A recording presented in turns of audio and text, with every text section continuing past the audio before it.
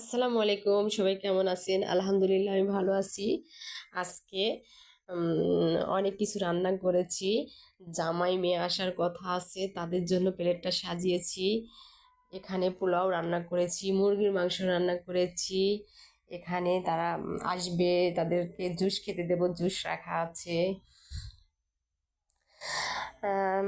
তো এখানে প্লেটটা সুন্দর করে সাজিয়েছি। ফিশ ফ্রাই করেছি, চিকেন ফ্রাই করেছি, গরুর মাংস ফ্রাই করেছি, আলু ভাজি করেছি, ডাউলের বড়া করেছি।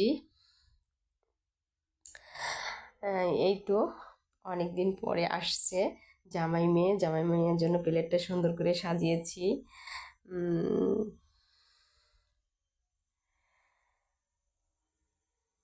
তারা তো অনেক দিন আমাদের বাসায় আসে না, প্রায় 2 বছর পরে আসছে।